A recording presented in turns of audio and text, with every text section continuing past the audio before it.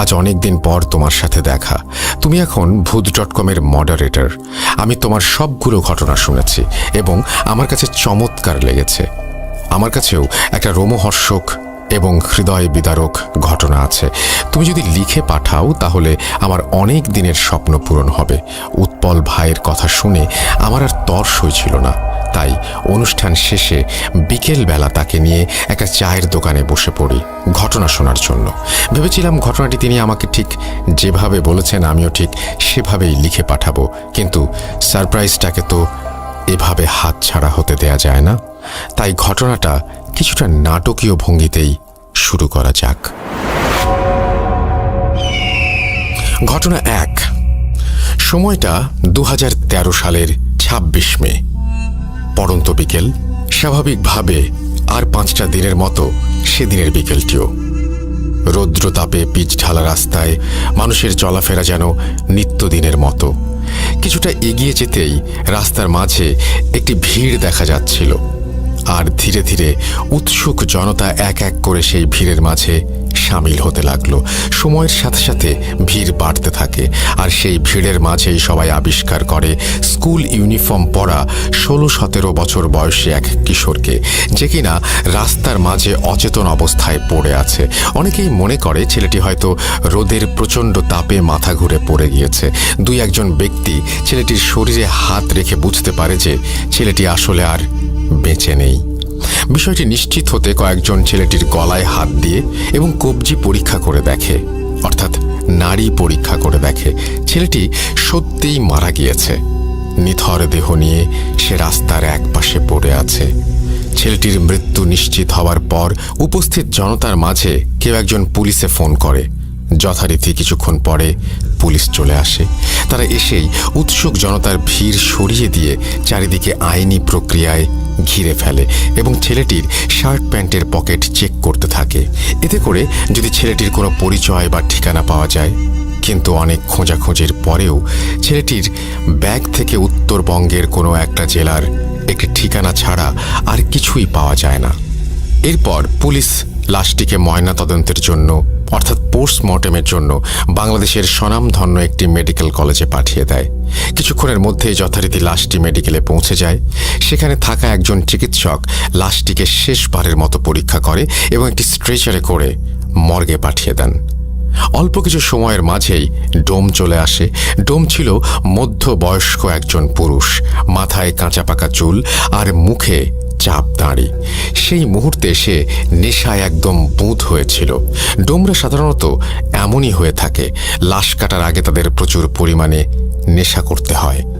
ডোম পোস্টমর্টমের জন্য রেডি হয়, কিন্তু কর্তব্যরত চিকিৎসক তখনও অনুপস্থিত। মেডিকেলের একজন স্টাফ এসে তাকে খবর দিয়ে যায় ডাক্তারের আসতে একটু দেরি হবে। ডোম অনেক এক্সপেরিয়েন্সড হবার ফলে সে ডাক্তারকে ছাড়াই লাশ কাটা শুরু করবে বলে ভাবে, আর সাথে এও ভাবে যে লাশের অর্গ্যানগুলো কেটে আলাদা করে রাখলে ডাক্তার সাহেব পরে এসে স্বল্প সময়ে সেগুলো দেখে নিয়ে কাজ শেষ করতে পারবে। এই ভেবে সে লাশ কাটতে শুরু করে দিল।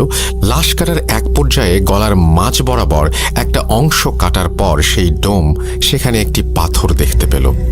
রক্ত লেগে থাকার কারণে পাথরের রং বোঝা যাচ্ছিল না, বিধায় সে পাথরটি নিয়ে পাশে থাকা বালতির ভেতরে, অর্থাৎ বালতির পানিতে ধুয়ে দেখল যে নীল রঙের একটি পাথর। পাথরটি দেখে বেশ দামি বলে মনে হচ্ছিল, তাই সে লোভ সামলাতে না পেরে পাথরটি নিজের প্যান্টের পকেটে ঢুকিয়ে ফেলে আর ভাবতে থাকে যে এই পাথর বিক্রি করেই নেশার সামগ্রী কেনা যাবে। এরপর সে লাশ কাটা শেষ করবে। ঠিক এমন সময় কর্তব্যরত চিকিৎসক চলে আসেন মর্গে, আর অনেকটা সময় নিয়ে লাশের বিভিন্ন অর্গান চেক করে উনি ডমকে বলেন, ছেলেটির মৃত্যুর কারণ আমার বোঝা হয়ে গেছে, আপনি লাশের সেলাই সহ বাকি কাজ শেষ করে ফিরে যেতে পারেন, আমি বেরোচ্ছি। এই বলে ডাক্তার মর্গের রুম থেকে বেরিয়ে চলে যান, আর ডোম লাশটি সেলাই করছিল। এমন সময় সে এক পুরুষ কণ্ঠের করুণ সুরে কান্নার আওয়াজ শুনতে পায়। কান্নার আওয়াজটা এতটাই করুণ ছিল যে যে কোনো ব্যক্তির কানে গেলে কষ্টে তার বুক ফেটে যাবে। ডোম তার সেলাই থামিয়ে মনে মনে ভাবছিল, এত বছর ধরে এখানে কাজ করছি, আজ পর্যন্ত কিছুই শুনলাম না, আবার কিছু দেখলামও না, তাহলে হঠাৎ এমন কান্নার আওয়াজ কোত্থেকে আসছে? যাকে মনে হয় আজকে একটু বেশি নেশা করে ফেলেছি, তাই এসব ভুলভাল শুনছি। মনে মনে নিজের সাথে এসব কথা বলে ডোম তার লাশ সেলাইয়ের কাজে মনোযোগ দেয়। লাশ সেলাই প্রায় শেষ। ঠিক এমন সময় সে শুনতে পায় কোনো পুরুষ কণ্ঠ খুব সুন্দরভাবে তাকে বলছে, যেটা নিয়েছ সেটা দয়া করে ফেরত দিয়ে দিও, না হলে বড় ক্ষতি হবে। ডোম এই কথা শুনে সেলাই বন্ধ করে দেয় আর প্রচণ্ড ভয়ে ঘামতে থাকে। সে একটু সাহস নিয়ে জিজ্ঞাসা করে, কে কে কে কথা বলছে, কে? ডোমের কথা শেষ হবার আগেই সেই পুরুষ কণ্ঠ আবার বলে ওঠে, যা নিয়েছ ফেরত দিয়ে দিও, নইলে বড় ক্ষতি হবে। এবার ডোম আরো ভয় পেয়ে যায়, কিন্তু সে নিজেকে সান্ত্বনা দিয়ে ভয় কাটাতে শব্দ করতেই থাকে, হ্যাঁ হ্যাঁ হ্যাঁ, আজকে হয়তো একটু বেশি চড়িয়ে ফেলেছি, তাই এসব আওয়াজ শুনছি। সে একটু ভয়ে ভয়ে লাশ সেলাই করতে করতে ভাবে, এই পাথরটা বিক্রি করে নেশার জিনিস কিনব, এটা আমি ঠিক নিয়েই যাব। এরপর সে আবার লাশ সেলাইয়ে মন দেয়। সেলাই শুরু করতেই তার মনে হতে থাকে মর্গের ভেতর সে ছাড়াও অন্য কারো উপস্থিতি আছে।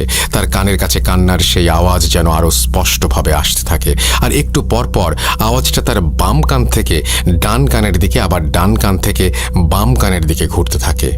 পরক্ষণেই কান্নার আওয়াজ থেমে যায় আর রুমটি একদম পিনড্রপ সাইলেন্ট হয়ে যায়। হঠাৎ সেই নীরবতা ভেঙে আবারও ডোম শুনতে পায় কেউ রুমের চারটা কোণা থেকে একসাথে বলছে, ফিরিয়ে দাও, দয়া করে ফিরিয়ে দাও, ওটা নিয়ে যেও না এখান থেকে, ফিরিয়ে দাও। ডোম সব শুনে অস্থির হয়ে নিজেকে বলতে থাকে, সব ভুল, আমি ভুল শুনছি আমি। এভাবেই নিজের সাথে কথা বলতে বলতে ডোম লাশ সেলাই শেষ করে ফেলে, আর সে ভয়ে ভয়ে খুব দ্রুত লাশটিকে ঢেকে দেয় আর হিমাগারে রেখে তড়িৎ বেগে মর্গ ত্যাগ করে। কিছুক্ষণ পর পুলিশ আসে ময়নাতদন্তের কাজ শেষ হয়েছে কিনা জানার জন্য। ময়নাতদন্ত শেষ হয়ে গেছে দেখে মেডিকেলের সমস্ত পেপার ওয়ার্ক সম্পূর্ণ করে লাশটিকে ছেলেটির ব্যাগে থাকা একটি ঠিকানায় পাঠাবার জন্য অ্যাম্বুলেন্সের কাছে হস্তান্তর করা হয়। জীবনে প্রথমবারের মতো মাইক্রোবাসের স্টিয়ারিং ছেড়ে অ্যাম্বুলেন্সের স্টিয়ারিংয়ে হাত রাখলেন অ্যাম্বুলেন্স চালক। তার জীবনের প্রথম ভাড়ায় এই লাশটি বহন করে নিয়ে যেতে হবে প্রায় 1.5 ঘন্টার পথ। হাসপাতালের সব ঝামেলা মিটিয়ে লাশ নিয়ে ঠিক 10টায় রওনা দিলেন অ্যাম্বুলেন্স চালক ও তার সহযোগী লাশটির প্রথম গন্তব্যস্থল ছেলেটির এলাকার থানায়। হাসপাতাল থেকে বেরিয়ে প্রায় 1.5 ঘন্টার পথ। যতদূর চোখ যায় বিস্তৃত খোলা মাঠ আর ফসলি জমি, সাথে পাকা রাস্তার দুপাশে বড় বড় গাছের সারি। রাতে অ্যাম্বুলেন্সের হেডলাইটের আলোতে এক মোহনীয় পরিবেশ তৈরি হয়েছে রাস্তা জুড়ে। কিছু দূর যেতেই অ্যাম্বুলেন্স চালক একটা ক্ষীণ ফিসফিস শব্দ শুনতে পেলেন। ঠিক বোঝা যাচ্ছে না কে বলছে বা কি বলছে, ফিসফিস করে বলছে। তিনি আরো ভালোভাবে খেয়াল করলেন এবং শুনতে পেলেন পুরুষ কণ্ঠে একটা চাপা আর্তনাদ খুব করুণ সুরে ভেসে আসছে তার কানে। রাস্তার মাঝে যা কিছু ঘটে যাক না কেন, আপনি দয়া করে গাড়ি থামাবেন না। এই ফিসফিস শব্দ অ্যাম্বুলেন্সের চালক বেশ কয়েকবার শুনতে পেলেন। তিনি শব্দের উৎস খুঁজে না পেয়ে পাশে থাকা সহকারীকে বললেন, তুই কি কোনো ফিসফিস আওয়াজ শুনতে পাচ্ছিস? তার সহকারী অনেকটা অবাক হয়ে তার দিকে তাকিয়ে বললেন, কই না তো। অ্যাম্বুলেন্স চালক বললেন, আমার মনে হচ্ছে কেউ ফিসফিস করে কথা বলছে, রাস্তার মাঝে কোনোভাবেই গাড়ি থামাবেন না, এরকম, সাথে করুণ আর্তনাদ। এটা শুনে সহকারী বললেন, ভাই, এই রাতে নির্জন রাস্তায় বাতাসের শব্দ ছাড়া আর কিছুই নাই। আপনি নতুন নতুন অ্যাম্বুলেন্স চালাচ্ছেন, তাই হয়তো মনের ভুলে এই সব শব্দ শুনছেন। আমি তো কিছু ইস্যুটি নাই, এটা হয়তো আপনার মনের ভুল। আপনি নিশ্চিন্তে গাড়ি চালান, কোনো সমস্যা নেই, মাত্র তো এইটুকু পথ। সহকারীর কথা শুনে অ্যাম্বুলেন্স চালকও মনের ভুল ভেবে আবার স্বাভাবিকভাবে গাড়ি চালানো শুরু করেন। এভাবে কিছুক্ষণ গাড়ি চালানোর পর চালক খেয়াল করলেন অন্ধকারের রাস্তার দুপাশে দুজন মানুষ দাঁড়িয়ে হাত উঁচু করে সাহায্য চাইছেন। তিনি সেদিকে তাকাতেই অ্যাম্বুলেন্সের পেছনে থাকা ড্রাইভার আর রোগীর মাঝে যে জায়গাটা একটা জানালার মতো দেয়া থাকে, জানালায় টোকা দিয়ে আবার সেই পুরুষ কণ্ঠে কাঁদো কাঁদো গলায় গাড়ি না থামানোর জন্য অনুরোধ করতে লাগলেন। এবারে অনুরোধটা যেন একটু স্পষ্টভাবেই শুনতে পেলেন তিনি, কিন্তু তিনি খেয়াল করলেন তার পাশে থাকা হেল্পার খুব স্বাভাবিকভাবেই বসে আছে। সে রাস্তার দুজন লোককেও লক্ষ্য করছে না। তাই তিনি গাড়ি না থামিয়ে রাস্তার লোক দুজনকে পাশ কাটিয়ে সামনে চলে গেলেন। কিছু দূর গাড়ি চালানোর পরে চালক খেয়াল করলেন রাস্তার পাশে আবারও সেই দুইজন লোক আগের মতোই হাত তুলে দাঁড়িয়ে সাহায্য চাচ্ছে। তবে এবার ব্যাপারটি চালক এবং হেল্পার দুজনেই একসাথে দেখে। ঠিক সেই সময়ে চালক আবার শুনতে পান সেই করুণ সুর, পুরুষ কণ্ঠ বলে চলেছে, আমি আপনাকে হাত জোর করে অনুরোধ করছি, দয়া করে গাড়ি থামাবেন না। চালক এবারও মনের ভুল ভেবে গাড়ি থামাতে চাওয়ার কথা হেল্পারকে বলে। হেল্পার বলে, ভাই গাড়ি থামিয়েন না, নির্জন রাস্তা, রাতে এমন করে অনেক ডাকাতি হয়। কিন্তু চালক একজন মহিলা মানুষকে সাথে দেখে তাদের কাছে গিয়ে গাড়িটা দাঁড় করালেন।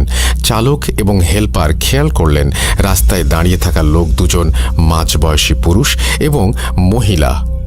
পুরুষ লোকটি এগিয়ে এসে জানালেন সম্পর্কে তারা স্বামী স্ত্রী এবং কিছুক্ষণ আগেই তার স্ত্রীর মা মারা গিয়েছেন। তাই রাস্তার পাশে দাঁড়িয়ে তারা যাওয়ার জন্য একটা গাড়ির খোঁজ করছিলেন। চালক ও হেল্পার এতক্ষণে মহিলার দিকে খেয়াল করে দেখলেন তার পরনে সুন্দর একটা গাঢ় নীল রঙের শাড়ি। চালক এবং হেল্পার দুজনেই বেশ অবাক হলো এই ব্যাপারটা দেখে। মহিলার মা মারা গিয়েছেন, অথচ তিনি এত সুন্দর করে গাঢ় নীল শাড়ি পরে এসেছেন। এবার পুরুষ লোকটি বললেন, ভাই এই মুহূর্তে একটা জরুরি কাজের জন্য আমি তার সাথে যেতে পারছি না, তাই দয়া করে আপনি ওকে পৌঁছে দিন, ভাড়া যত লাগে আপনাকে দেব। চালক তখন বললেন, কিন্তু সমস্যা হলো অ্যাম্বুলেন্সের সামনে তো কোনো জায়গা নেই, আর পেছনে একটি লাশ। লোকটি চালকের কথা শেষ না হতেই বলে উঠলেন, আরে সমস্যা নেই, ও লাশের সাথে যেতে পারবে, ওর মা মারা গিয়েছে, এখন ওর মনের ভেতরে আর ভয় ডর বলতে কিছু নেই, আপনি দয়া করে ওকে নিয়ে যান। হেল্পার নেমে পেছনের দরজা খুলে দিলেন এবং মহিলা গাড়িতে উঠে বসলেন। লোকটাও ভাড়া মিটিয়ে উল্টো পথে হাঁটা শুরু করলো। চালক আবার অ্যাম্বুলেন্স চালাতে শুরু করলেন। এভাবে কিছুক্ষণ গাড়ি চালানোর পর চালক এবং হেল্পার গাড়ির পিছনে একটা ধস্তাধস্তির শব্দ শুনতে পেলেন। মনে হচ্ছে পেছনে দুজন লোক গাড়ির মাঝে কিছু একটা নিয়ে কাড়াকাড়ি করছে। গাড়িটা যেন ধস্তাধস্তির কারণে একটু দুলছে এদিক ওদিক। সাথে সাথে চালক আবার শুনতে পেল সেই করুণ শব্দ। সেই পুরুষ কণ্ঠে আবারও কাঁদো কাঁদো গলায় কেউ বলে চলেছে, এ আপনি কাকে গাড়িতে ওঠালেন, দয়া করে গাড়ি থেকে নামিয়ে দিন, মহিলাকে নামিয়ে দিন। এত করুণ সুরে কাঁদতে কাঁদতে বলা হলো কথাটা যে উপেক্ষা করতে পারল না চালক। তখনও গাড়ির ভেতর হালকা ধস্তাধস্তির শব্দ হয়েই চলেছে। এর মাঝেই রাস্তার পাশে গাড়ি থামিয়ে দিলেন তিনি। গাড়ি থামিয়ে দেওয়ার সাথে সাথেই পেছনের ধস্তাধস্তির শব্দটাও থেমে গেল। ঠিক তখনই পেছন থেকে রাগান্বিত কণ্ঠে মহিলাটি বলে উঠলেন, কি ব্যাপার, আপনি গাড়ি থামালেন কেন? চালক আমতা আমতা করে কিছু বলতে যাবেন, ঠিক সেই সময় মহিলা আরও ক্ষিপ্ত হয়ে বললেন, আপনাকে বললাম না আমার মা মারা গেছেন, তারপরেও আপনি এমন করে গাড়ি থামিয়ে রেখেছেন, দ্রুত চলুন। গাড়ি চালানো শুরু করার পরে আবার সেই ধস্তাধস্তির শব্দ। এক পর্যায়ে মহিলা পেছন থেকে বলে উঠলেন, গাড়ি থামান, আমি এখানে নেমে যাব। মহিলার কথা শুনে চালক গাড়ি থামিয়ে দিলেন।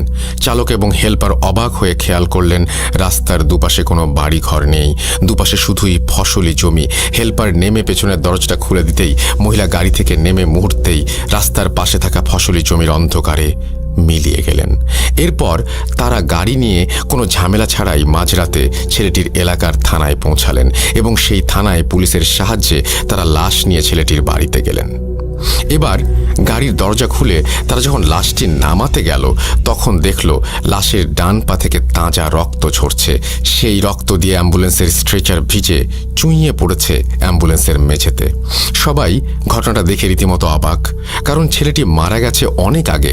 মৃত্যুর এতটা সময় পর এমনিতেই একটা মৃতদেহের রক্ত জমাট বেঁধে যায়, সেখানে মৃতদেহ থেকে এমন তাজা রক্ত পড়া সত্যিই ভয়ঙ্কর এবং প্রায় অসম্ভব একটা ব্যাপার। তারা রক্তের উৎস খুঁজতে গিয়ে দেখল লাশের ডান পায়ের উরুর কাছে গোল করে একটা ক্ষত। দেখে মনে হচ্ছে অনেক সময় জোক রক্ত চুষে খেলে যেমন হয়, ক্ষতটি ঠিক তেমনই একটি ক্ষত। আর তখনও সেখান থেকে তাজা রক্ত ঝরেই চলেছে। লাশকে গোসল করিয়ে কাফন পরিয়ে জানাজা শেষ করে মাঝরাতেই কবর দেওয়ার জন্য কবরস্থানে নিয়ে যাওয়া হয়। যেহেতু রাতেই কবর দেওয়া হবে, তাই চালক এবং হেল্পার চিন্তা করলেন কবরটা দিয়েই যাই। লাশ যখন কবরে নামিয়ে বাঁশের খাড়াল বিছিয়ে কবর দেয়া হচ্ছে, চালক আর হেল্পার তখন কবর থেকে একটু দূরে দাঁড়িয়ে হঠাৎ খেয়াল করলেন তার থেকে কয়েকটা কবর সামনেই 16-17 বছর বয়সী একটা ছেলে মাটিতে বসে এক দৃষ্টিতে তাকিয়ে আছে তাদের দিকে আর অঝরে কেঁদে চলেছে। তিনি ভাবলেন সে হয়তো মারা যাওয়া ছেলেটির বন্ধু, তাই বন্ধুর মৃত্যুতে এমন করে কান্না করছে। কিন্তু একটু পরে খেয়াল করলেন ছেলেটি শুধু তার দিকেই তাকিয়ে কান্না করে যাচ্ছেন আর অন্য কারো দিকে তাকাচ্ছেন না। তিনি ভালো করে খেয়াল করে দেখলেন অন্য কেউ ছেলেটিকে দেখছেও না। ব্যাপারটা তখন বেশ ভয়ের আর অদ্ভুত লাগে তার কাছে। কবর দেয়া শেষ করে তারা যখন বাড়ির পথে যাত্রা শুরু করলেন, তখন চালক খেয়াল করলেন গাড়ির হেডলাইটের আলোতে রাস্তার পাশে কবরস্থানে কাঁদতে থাকা সেই ছেলেটি রাস্তার পাশে বসে ঠিক আগের মতোই তার দিকে তাকিয়ে আছে এবং কান্না করছে। সে কিছুক্ষণ পরপরই রাস্তার পাশে এমন করে ছেলেটিকে দেখছিল। চালক তখন অনেকটা ভয় পেয়ে যান। তার মনে তখন একটাই প্রশ্ন, তিনি ছেলেটাকে পার করে আসার পরেও কেন বারবার এমন দেখছেন, আর শুধুমাত্র তার দিকে তাকিয়েই বা কেন কান্না করছে। এসব ভাবতে ভাবতে কিছু দূর এগিয়ে আবার দেখেন ছেলেটি রাস্তার পাশে তার দিকে তাকিয়ে কান্না করছে। চালক আবার ছেলেটির দিকে তাকাতেই হেল্পার চিৎকার দিয়ে ওঠে। হেল্পারের চিৎকার শুনে সামনে তাকাতেই চালক দেখে অপর দিক থেকে একটা দ্রুত গতিতে মালবাহী ট্রাক ছুটে আসছে। কিছু বুঝে ওঠার আগেই এসে সজোরে ধাক্কা দেয় অ্যাম্বুলেন্সটাকে। অ্যাক্সিডেন্টের সাথে সাথেই জ্ঞান হারিয়ে ফেলেন অ্যাম্বুলেন্সের চালক এবং হেল্পার। কিন্তু জ্ঞান হারানোর কয়েক মুহূর্ত পরেই আবার তাদের জ্ঞান ফিরে আসে। চালক এবং হেল্পার দেখতে পান তাদের কিছুই হয়নি। একটু আগে যে ট্রাকের সাথে অ্যাক্সিডেন্ট করলো তার কোনো চিহ্নও নেই, আর এই সব কিছু একদম ঠিকঠাক আছে। একটু পর নিজেকে স্বাভাবিক অবস্থায় ফিরিয়ে এনে একটু ভয়ে ভয়ে চালক আবার গাড়ি চালাতে শুরু করলেন। আবারও একটু দূরে এসে তিনি খেয়াল করলেন আবারও সেই ছেলেটি রাস্তার পাশে বসে তার দিকে তাকিয়ে আছে আর একটানা কান্না করেই চলেছে। ছেলেটির দিকে তাকাতেই তারা আবার আগের মতো করেই অ্যাক্সিডেন্ট করলো। আবার কয়েক মুহূর্তের জন্য জ্ঞান হারানোর পর জ্ঞান ফিরে দেখেন সবকিছু ঠিক এবং স্বাভাবিক। এবার চালক হেল্পার প্রচণ্ড রকমের ভয় পেয়ে যান। গাড়ির চালক আস্তে আস্তে গাড়ি চালানো শুরু করেন। কিছুক্ষণ বেশ স্বাভাবিকভাবে আসার পর দুজনে খেয়াল করেন রাস্তার পাশে বিশাল এক গাছের ডাল ভেঙে পড়ে আছে তাদের অ্যাম্বুলেন্সের সামনে। এটা দেখে দুজনেই অ্যাম্বুলেন্স থেকে নেমে দৌড় দেয় সামনের দিকে। একটু সামনেই তারা দেখতে পায় একটা চায়ের দোকান, আর দোকানে কয়েকজন লোক বসে চা খাচ্ছে। তারা সেদিকে দৌড়ে গেলে লোকগুলো উঠে দাঁড়ায়। চায়ের দোকানি তাদের বলে, আপনারা রাস্তার মাঝে গাড়ি রেখে এভাবে দৌড়ে আসছেন কেন? অ্যাম্বুলেন্স চালক তখন বলেন, দেখলেন না আমাদের গাড়ির উপর একটা গাছ ভেঙে পড়লো। চায়ের দোকানি সহ সবাই, অর্থাৎ বাকি সবাই তখন অবাক হয়ে তাদের দিকে তাকিয়ে আছে। দোকানি বলে, কোথায় গাছের ডাল ভেঙে পড়েছে? সবকিছু তো ঠিকই আছে। আমি দেখলাম আপনারা গাড়ি থেকে নেমে আসছেন, হঠাৎ কি হলো আপনি মাঝ রাস্তায় গাড়ি হার্ড ব্রেক করলেন, তারপর দুজন গাড়ি থেকে নেমে সোজা আমাদের দিকে দৌড় দিয়ে আসলেন। এই কথা শুনে চালক এবং হেল্পার দুজনেই পেছনের দিকে তাকিয়ে কোথাও কোনো গাছের ডালের চিহ্ন দেখতে পেল না। ফাঁকা রাস্তার মাঝে তাদের গাড়ি দাঁড় করানো, তারা বাকি রাতটা ভয়ে ভয়ে এই চায়ের দোকানেই কাটিয়ে সকালে চলে গেল। চালক অ্যাম্বুলেন্স চালানোর প্রথম দিনই এমন এক ভয়ঙ্কর অভিজ্ঞতার কারণে সেদিন বাড়ি ফিরে এই অ্যাম্বুলেন্স চালানোর চাকরি বাদ দিয়ে দিলেন। কিন্তু ঘটনা যেন তখনও তার পিছু ছাড়ছে না। তিনি প্রায় প্রতি রাতে একটা অদ্ভুত স্বপ্ন দেখতে শুরু করেন। তিনি স্বপ্নে দেখেন একজন 50 ব্যক্তি তার কাছে এসে সেদিন রাতে গাড়ি থামিয়ে সেই মহিলাকে গাড়িতে তোলার ব্যাপারে খুব রাগান্বিত হয়ে অভিযোগ জানাচ্ছেন। কেন সেদিন রাতে এতবার বলার পরেও সে গাড়ি থামিয়ে ওই মহিলাকে গাড়িতে তুললেন, এটা বারবার জানতে চাচ্ছেন। এই বৃদ্ধ লোকটাকে তিনি এর আগে কোথাও দেখেননি বা চেনেন না। এরপর একটা পর্যায়ে গিয়ে দেখলেন লোকটা তাকে একটা অজানা জিনিস ফিরিয়ে দেওয়ার জন্য অনুরোধ জানাচ্ছেন। তার একটু পরেই অ্যাম্বুলেন্স চালকের ঘুম ভেঙে যায়। তিনি এই স্বপ্নের কোনো ব্যাখ্যা বুঝতে পারেন না। তিনি প্রথম দিন এটা স্বাভাবিকভাবেই মেনে নিলেন। এত কিছু ঘটে গেল গত রাতে, তাই হয়তো এমন হয়েছে এটা ভাবলেন। কিন্তু প্রথম দিন এটা স্বাভাবিকভাবেই মেনে নিলেও সমস্যা হলো প্রতিদিন রাতে তিনি একই স্বপ্ন দেখা শুরু করলেন। বারবার সেই 50 লোকটা তার কাছে একটা অজানা জিনিস ফিরিয়ে দিতে বলছে।